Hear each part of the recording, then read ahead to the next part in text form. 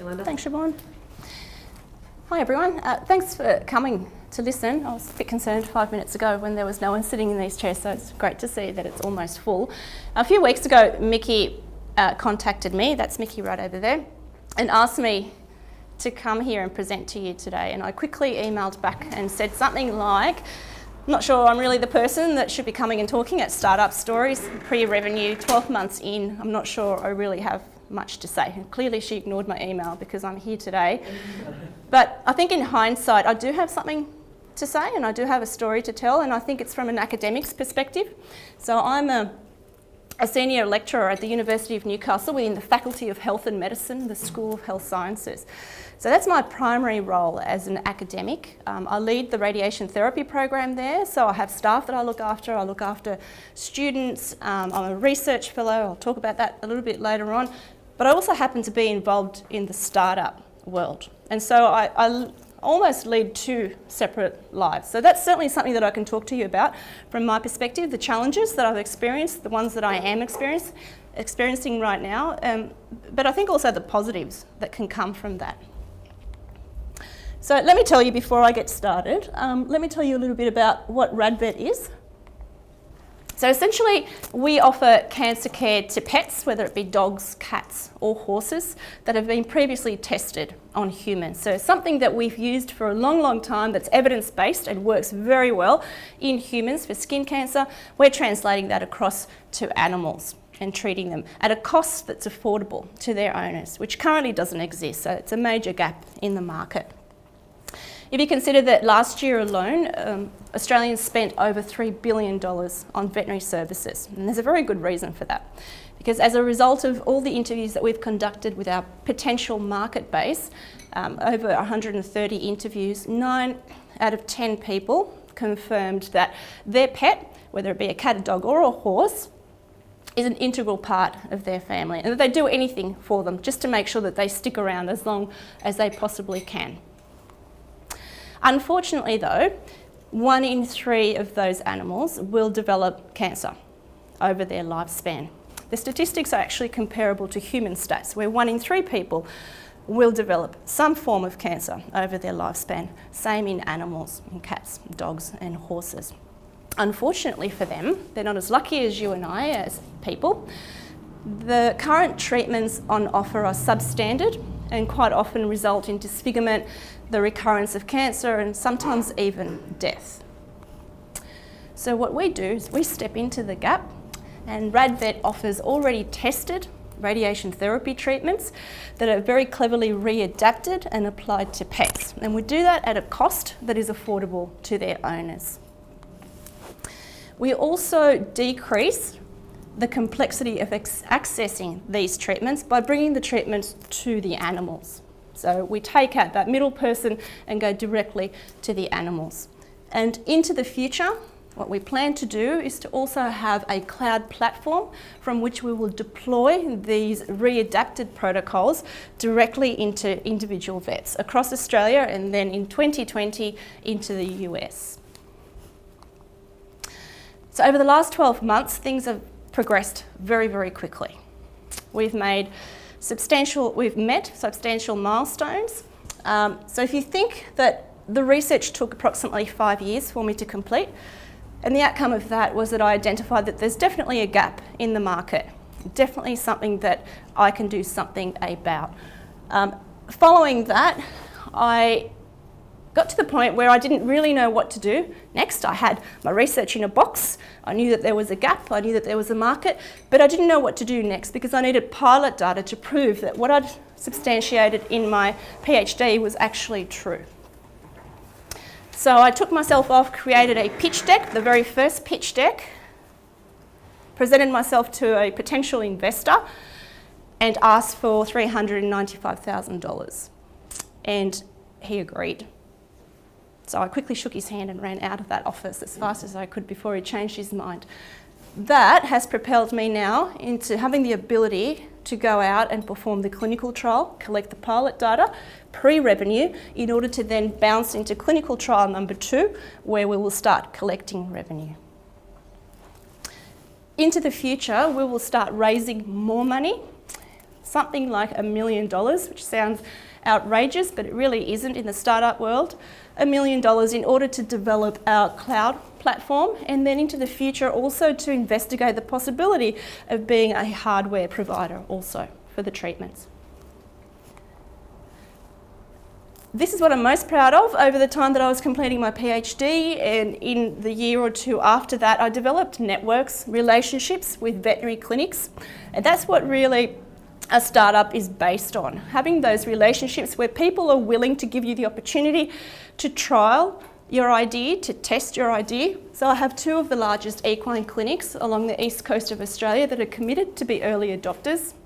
One of them is actually contacting me every second week asking when am I going to get down there to start the treatment, and an additional 3 small animal, cats, dogs, clinics that have also committed to be early adopters. I come to these startup stories and listen to other people's stories, and the one thing that I find most interesting, what I really like to hear about, is where people have started. How did they end up sitting in this stool that I'm sitting in today? So what's their background? How did they manage to get here? So I'm going to impose myself on you today and tell you a little bit about my story so you have a better understanding of how I've become an academic/entrepreneur, because it certainly wasn't something that I planned or strategized. It's something that's just happened. So I started off as a clinician, a radiation therapist, so I treated cancer in humans for a number of years. I did that both here in Australia and then in the UK. And then I stepped sideways into an academic role. So I moved to the University of Newcastle, where I lead the radiation therapy program, teach undergraduate students to do exactly what I was doing as a clinician.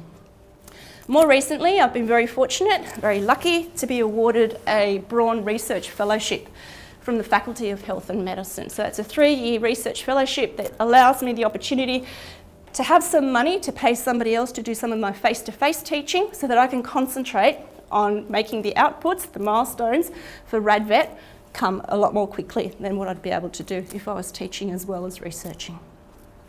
And then quite by accident, I've become an entrepreneur. And in case you haven't noticed, I also happen to be a female.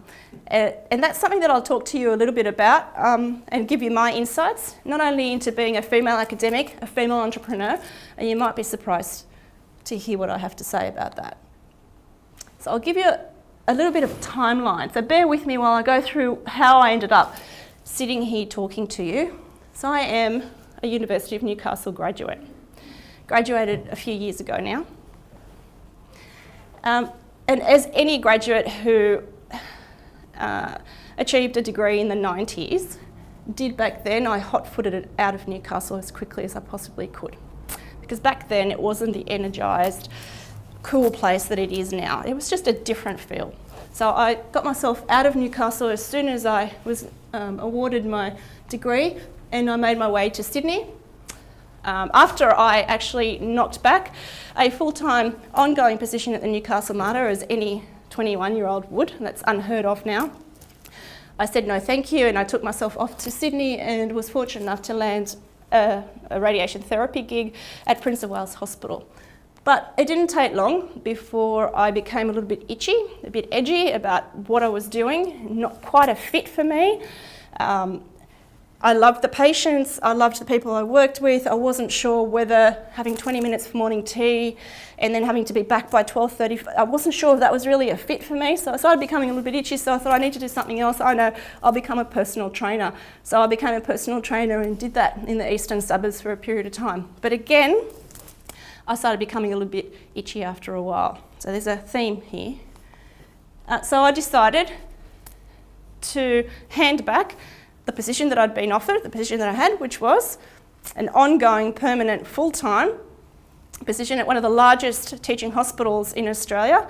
I said no thank you, and I took myself off to Barcelona, where I had no job, and I just had a lounge on my auntie's house that was only short term. I turned up there. I turned up to Barcelona, I realised I wasn't making enough money to do all the things that I wanted to do, so I moved to the UK. Remembering that it was just me that I had to worry about at that point in time, so you can do anything when it's just you. You young people remember that, because it changes. So I ended up working temping as a radiation therapist and earning a bit of money. And whenever I couldn't get work as a radiation therapist, I worked at Harrods. I did what any self-respecting Australian would do back then and worked in a pub.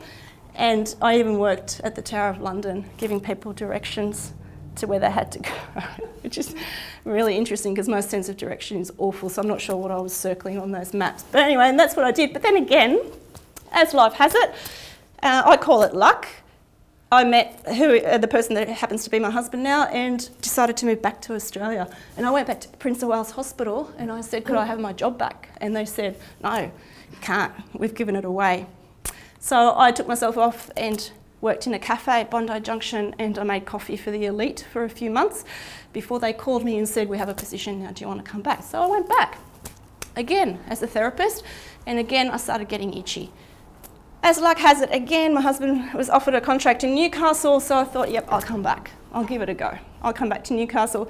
Did not want to be a therapist for very much longer, although I was employed at the Newcastle Mater. They offered me a job again. I worked there. I thought I might study again. So I started a graduate certificate in health promotion, thinking I could be an advocate for clean living. So all those cancers that are associated with drinking, smoking, promiscuity, I thought I could be one of those advocates to go out there and tell people, you know, you shouldn't be doing those things because they ultimately lead to cancer. So I completed a graduate certificate in health promotion. And then in 2001, I ran into my lecturer at the University of Newcastle who said, why don't you come and apply for a job that's coming up as a lecturer? And I said, no, because I'm not a teacher. I'm a clinician. How could I possibly stand in front of a bunch of people and teach them anything? Anyway, he was persistent and I applied, and I was fortunate enough to land the job. But then a year and a half later, I had my first baby, second baby, and then my third baby. And the reason I'm telling you all of this is because as an academic, between 2001 all the way right up until 2014, I was either not working or working part-time. And my part-time was 2 days a week because that's what I had to do. At one point I extended it to 3 days and things didn't quite work out at home, so I had to go back to 2 days. So that's what I've done from 2001 until 2014.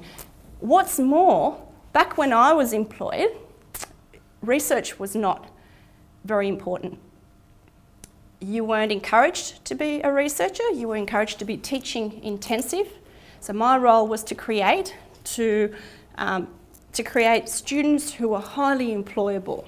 So that's what I concentrated on, my teaching. The only people that really were involved in research were professors who walked around campus with socks and sandals and possibly riding bicycles across the bridge, but it certainly wasn't people like me who were employed for a purpose, and that was to teach students. So that's what I did. So in 2009, I started my PhD, in fact, and then happened to have a baby as well. By 2014, I came back to the university as a full-time academic. And at this point, the only way I can describe it is that I was incredibly hungry to get something up and going. I'd done my bit, I'd been a mum, I'd taught as best as I could.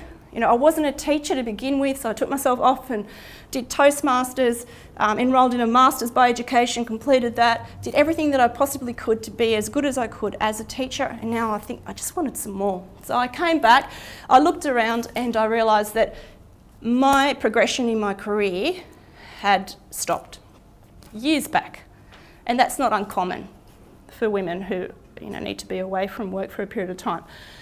So I was very hungry to get things up and going, so I worked really, really hard. You can ask my family, you can ask my friends that nobody saw me for a long time until I completed my PhD in 2015 and took a breath. As soon as I finished my PhD, within 3 months, I applied for the research fellowship just because I needed practice in writing applications, and again, luck should have it, I was awarded that. So in 2016 is when things really started happening for me. I'd finished my PhD. I knew that I had something that was probably good. I didn't know how to translate it. I didn't know what to do next. I had no idea. Didn't even know what startups really were, what's a startup versus a spin-out, didn't know any of that.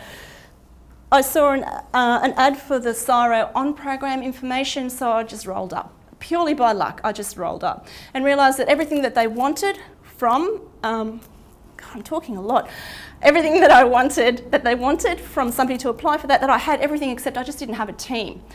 So I went and found a team, a bunch of colleagues who had a little bit of time and some interest, pulled together an application and got lucky and got into the on-prime.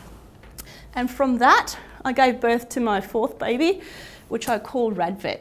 Now this is by far the hardest baby I've ever had. Keeps me up at night, as the other babies do. I have no idea what I'm doing at times with it. I don't even know how to hold it. It causes me great anxiety. But it was born in 2016, so in August of last year, exactly a year today. So that's my story, and that's why I'm sitting here in front of you right now.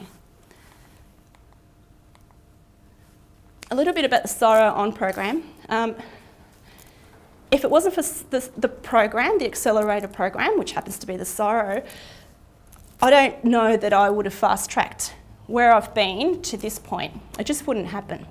So I'm here, yes, to tell you that the On program is an amazing experience, but even if you don't want to be engaged with this program and you have the opportunity to be engaged with any accelerator program, I'd say that you should. It's an incredibly valuable thing to do in helping you learn and go from zero all the way up very, very quickly, as opposed to trying to scratch the information out yourself, which is almost impossible. So for me, on-prime is divided into three sections. So there's the on-prime, which is the pre-accelerator, which is a part-time engagement, followed by the boot camp, and then at the very end there's the 3-month highly intensive accelerator that I've just come out of in April this year. So again, we were lucky we got into the on-prime, and this gave me an opportunity to have some clarity around what it was that I needed to do. I needed to talk to my customers, I needed to understand what they wanted, I needed to break some of those assumptions that I had in my head throughout my PhD and sitting in my office. And I had to start thinking about my research, not just as science, but also as a business or a potential business. At the completion of the on-prime, you're given the opportunity to apply for the on-accelerate. Again, a competitive process. I thought I'd give it a go, an online application, fortunate enough to get through to what they describe as boot camp, and it is boot camp. So they shortlist applications from across Australia down to 20, throw you in a room in Sydney for 2 days. There are 20 teams, and from the 20, only 10 of you will have the opportunity to move into the accelerator. So it was a really challenging 2 days.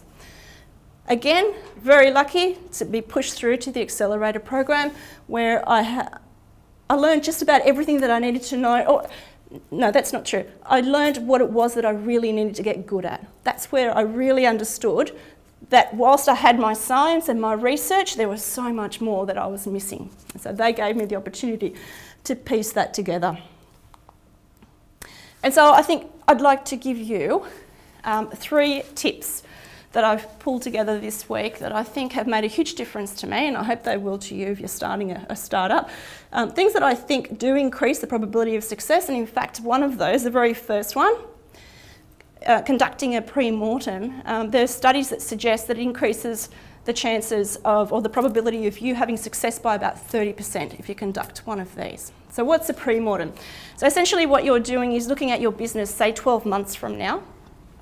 Imagine that it has exploded, it's failed, it's miserable and you're miserable, and then working backwards and identifying what it was that led to that. What led to your business collapsing, your startup not working. So it could be something like a competitor has come in and just pipped you at the finish line. Because the reality is that you don't know whether somebody's doing exactly what you're doing in your office somewhere in Switzerland, but they're a day ahead of what you're doing and just beat you to it. When you look at what it is that's caused that failure, then you have to identify how do you stop that. So if you have plans in place already leading to that implosion in 12 months' time, you can make sure that those things don't happen. The one thing that I got out of this, and I went to a seminar and learnt all about this and conducted my own pre-mortem, I'll tell you the results of that in a moment, is that we have control that is either low, partial or total. So there are some things that we have complete control over, but there are others that we have very, very low control. Luck is one of them.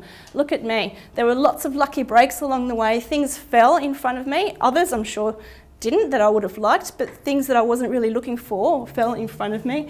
Your environment and your competition. Like I said, how do you know that somebody's not doing what you're doing? Another, the other side of the world. And then there's partial control. So certainly you can control the money. So you control when you meet the milestones, whether you've got the money, whether you're actually raising at the right times or not. And in terms of timing, that's a difficult one.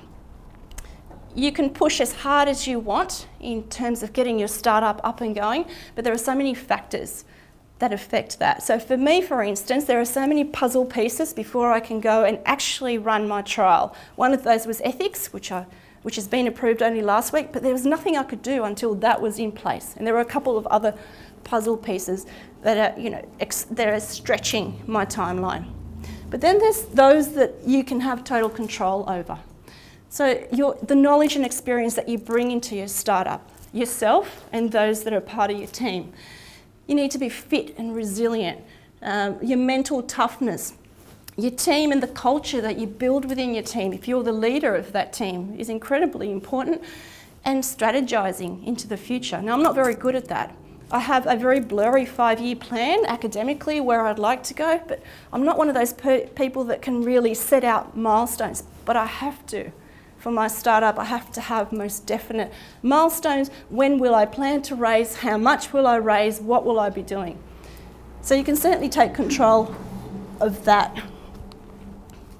And the reason I've got this up here is because it's a bit of an analogy as to what I found when I did a pre-mortem with my own business. Looking forward, RadVet, it exploded, it was gone. And in looking backwards and reflecting, this is a great way to describe the reason why RadVet might, well won't, but could possibly explode. If you see this fellow, some crazy man, I don't know who is swimming across the Atlantic. So you can only assume by looking at him that he's incredibly determined, has been preparing for a long time, is clearly fit, goal-oriented. He's unique, much like an entrepreneur. Someone who's willing to do something that not everybody does, that everybody doesn't choose to do.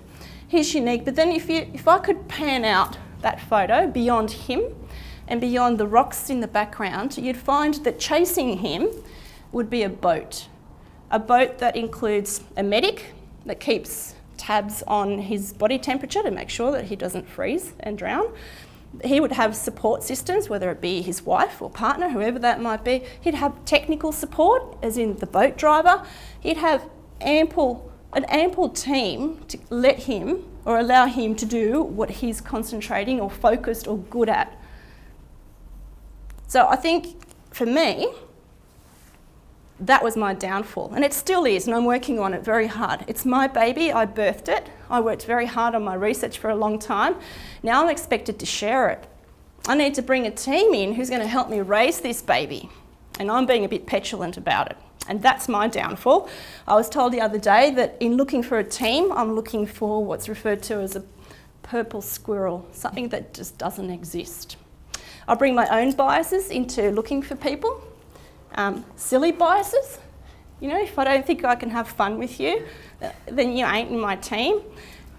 And that's not helping, and that's the one thing that could potentially destroy what happens in the future. It also adds to my stress. So I'm a fairly energised person anyway, some may call it manic, and it adds to that, and it's not healthy. So the fact that it's just me at the moment with just a little bit of peripheral help means that at night when I lie awake thinking about RadVet, I'm not thinking about the clinical trial of the science because I'm good with that. I think about corporate structure, I think about my financial milestones, all the things that I'm not very comfortable with. They're a distraction to me and they add to my stress. And that's not okay. So what I need to do is to bring people in to take that distraction. If you think about it this way, say one of the Rafa Nadal, you wouldn't picture him at night doing his own invoices or preparing his lunch for the next day or thinking about how he's going to get to the next tournament. He has people that do that for him who are very good at doing that for him so that he can concentrate on the one thing that he needs to focus on, which is his tennis. So my advice to you would be to either hire it or acquire it. So go looking for the right people. If you want them as employees and not co-founders, that's okay as well. Pay people, incentivise them and have them do the things that you're not particularly good at to help you get things up and going far more quickly, decrease your stress levels and make it a success. And tip number 3, love your customers. And I didn't really have a great understanding of how important my customers were until I attended the accelerator program. So I had all sorts of assumptions about what they wanted and how I needed to present my research and how I needed to present the treatments. And then I spoke to a whole lot of vets, owners, insurance companies who really twisted things around for me and made me see exactly what people wanted. So initially for me it was about delivering these treatments to horses and horses only, and as a result of speaking to multiple customers we pivoted and realised that cats and dogs, there's a huge market in that as well. So really love your customers, tap into them not just at the beginning but throughout your startup journey. Now about being a female entrepreneur, to be quite honest, and you might think that I'm naive, but at the university in my time there, yes, there's been moments when I guess males have lent heavily on me or been condescending, but never do I think it's because I'm a female. I just think it's because they're just pests and they choose to do that, and that's okay because it happens in every workspace, but never have I felt that.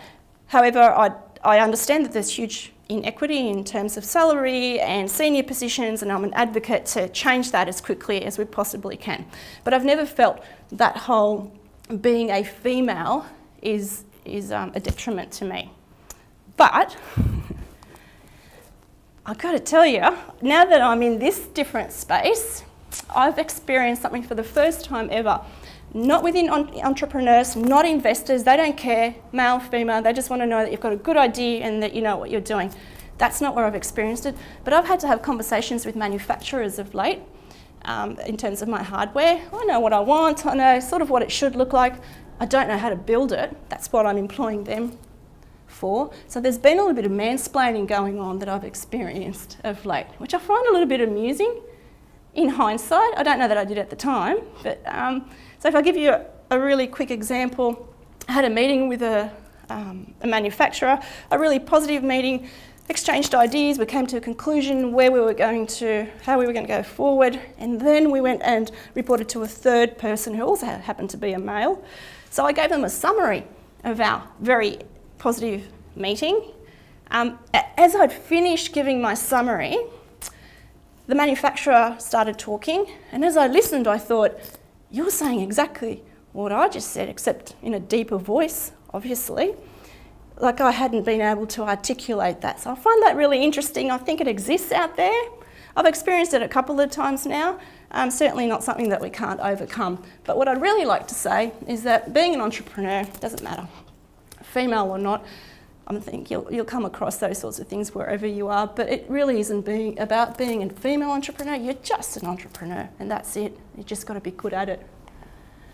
Being an academic entrepreneur, now that's a different story. So let me give you some insights into what I've experienced and how I feel about the whole thing. From my point of view, I feel like I'm living two lives because I have a job at the university, I lead the program, I look after staff, I look after students who are, having some problems and those that are not. I have responsibilities around the research committee as the deputy chair, so there are expectations there from people who don't really understand that I also have another life in RadVet. So the expectation is that I will meet all of those KPIs and do a really good job of it. So that's a lot of pressure. And ask any academic, they'll tell you they're super busy. There is no way any academic would ever say that they're not busy, right? Don't believe all of them. I feel like every minute of my day is accounted for, and that's not a healthy way to be. You also have to make decisions because we're judged against KPIs. And being a research-intensive university, for me, it's about publications and grants in order for me to progress academically. So I've had to make a decision, happy with my decision, that I'm just not going to publish my manuscripts because as soon as I publish what I have, what I know, somebody else could come and commercialise. Somebody who has more money, more time could just take that and run away and commercialise whatever it is that I've found out. So I'm not publishing at the moment, certainly I'm seeking grants. So that's something else that if I do choose to go for promotion, we have to consider. So really I'm taking a punt Happy to do it. I'm in a happy place. I've made a decision to go down this pathway, but definitely as an academic, I'm taking a punt. But in all that doom and gloom, I also think that we're in the right space now and things are changing very, very quickly. So I have a very positive view of what the future holds for us academic entrepreneurs. Like Deborah Conway said in the 80s, it's only the beginning. So there is definitely huge support coming from the top down. For me, I feel like it needs to trickle beyond faculty and beyond school level so that my colleagues understand that I'm a little bit left of field and that whilst I may not be involved in the things that are conventional in an academic sense, that I'm still working incredibly hard to do something that is good for the university and of course for me also. So I think that whole information or explosion of information is coming. It just takes a while to get that through to all your colleagues who say, what are you doing? What's that RadVet thing that you're doing? And you kind of go, start from the beginning again. So, but I think we're in a good place. And I just wanted to make a point of telling you that as an entrepreneur, you are unique. If you consider that last year, over 350,000 people visited base camp at Everest. But of those, and they didn't all attempt, but of those only 350 made it to the summit. And you can only assume that those people were incredibly well prepared, resilient, tenacious, a little bit crazy, I guess, a little bit insane to attempt something as dangerous as that, but unique in that not everybody can do it and not everybody wants to do it. And a couple more tips that I haven't got numbers against, but really important to get out of the house. I'm away a lot from my office at work, and I still have guilt around that, which is ridiculous because I'm not on holidays, I'm out working, but just not in my office space. So it's really important that you get out there, that you attend every seminar that you possibly can, every networking session, because you just don't know when you're going to come across either the right person to help you, to advise you, or just a piece of information that changes your direction. So for you academics that sit in offices all day, every day, you've got to get out. Fix the problem. I have a problem to fix. It's there, it's evident, so I'm in a really lucky place in terms of what I'm trying to get out there into the real world. So let me give you a quick example. I thought of this one this morning. So imagine, right, that you come to me and say, I have a really good idea, I think I'm going to be a millionaire with my startup. I've designed a toothbrush that can cut your brushing time by half. Would you buy it? Yeah, I'd say no. Because for me, brushing my teeth in the morning is very much a part of what I do. It doesn't cause me any issues. There isn't a market, so there's no point you pushing it and making it shiny, and you just won't be able to sell it. If you were to approach me and say, I've designed an app that on a Saturday morning you just tap twice and it cleans your bathrooms, I'd be in. I'd buy it. Because that's a huge problem for me. I hate doing it, it eats into my Saturday. There's your market right there. So make sure that when you think about your ideas, as wonderful as you think they might be, as in love with them as you think that you are, that you test them and make sure that it's actually fixing a problem. And be investor ready. And by that, what I mean is that you just don't know when the opportunities arise. You don't know when somebody's going to hear you talk and come up to you afterwards and say, guess what, I think I might be interested, tell me more. You need to be ready and be prepared because investors see straight through you. So if an investor was to come up to me right now and ask me all about my financial milestones, they'd see within the first few seconds, they'd know that I haven't looked at my spreadsheet for ages. I really don't know what direction we're taking. They have X-ray vision, they know. So within the first little while, they'll pick whether you're actually someone that they want to invest in, whether you know your stuff, and whether they want to dump money with you or not. And just be prepared to pitch, get comfortable with pitching, get comfortable with telling your story. Again, you just don't know when people are going to want to know more about it. So even if it's a 30-second, this is what we do, this is what we've done, and this is where we're headed, you need to be ready at every turn. And in terms of life-work balance, and I spoke to a good friend of mine who's sitting at the back about this on the weekend, and I said, I'm pulling together a presentation, life-work balance, and this is what I thought there. I really don't have any answers for you. I will say that I'm a believer that the harder I work, the luckier I get. And I know that goes against the whole mantra at the moment, work smarter, not harder. But I think at some point, and not forever, it's not sustainable, you have to work damn hard to get things up and going, to get some credibility around what you are and who you are. So I probably work harder sometimes than I should. But I also keep in mind that you need to stay healthy, both mentally and physically. And I struggle with that a little bit because I find that time gets away and it's silly. You really need to stay healthy. You can't push forward, you can't lead a team to success if you're just nowhere. You're good for nothing if you're mentally and physically not in the present. And the other thing that I'd say is listen. Don't always listen to your entrepreneurial friends or your investors. We do enough of that. Listen to the people that have nothing to do with startups. Listen to the people around you.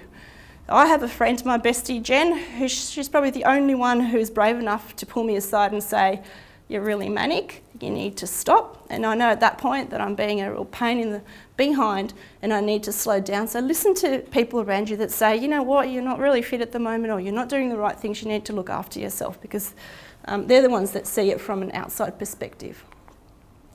And I'm sure that a lot of you have seen this a million times. It's true, it is an emotional journey. There's nothing easy about it. It's just pitted with some great highlights along the way. So there's no doubt about that, but it's bloody hard work.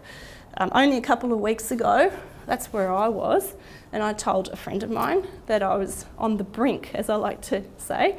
I'm on the brink, I can't do this anymore. His advice to me was, you know what, you probably are on the brink, but I think you have capacity for more. So I walked away thinking, well, if you believe in me, then I need to start believing in me. And since then, I'm here, I'm at the okay, but it still kind of sucks phase. That doesn't mean that I haven't been on the, I think this is going all right. Equally, I've been at this end. So it's not a one-directional flow. You'll go back and forth, back and forth. And the final message is to allow yourself the luxury every now and then to say, you know what?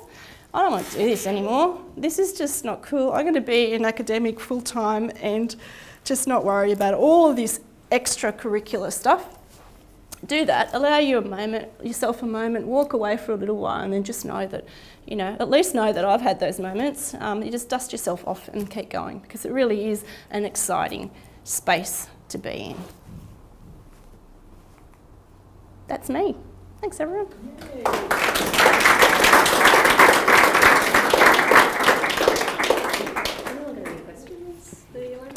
I know Mickey will, because she always has questions.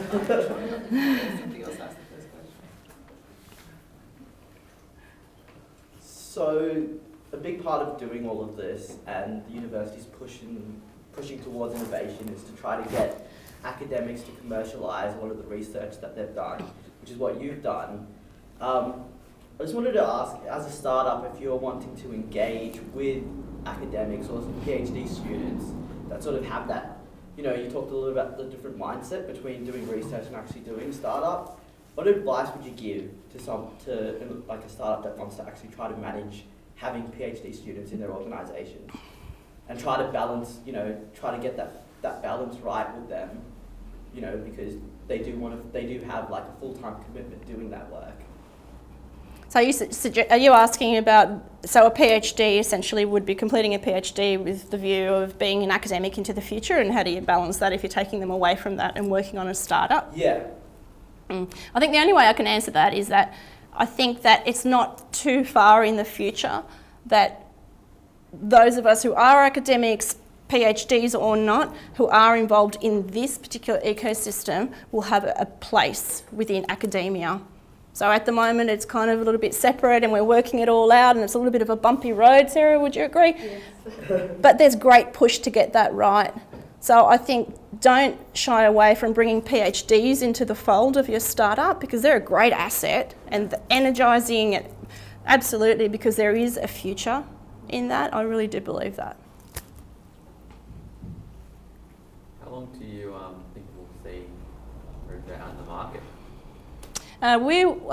My milestone suggests that we are going to be collecting revenue in June of next year. So that will be like the truck system with the... Correct. Yeah. So that's based on phase 1, so that will be phase 2. And phase 1, I could collect revenue on that, but I made a promise to my early adopters that it would be a testing site. So I'm not charging them anything, and I've been advised to think about it. Yeah, it's just not going to happen. And that works in lots of ways. It works for me as well because that's how you develop relationships. So if you're still a team of one, Yep, who's driving the truck? me. Who's delivering the treatment? Me.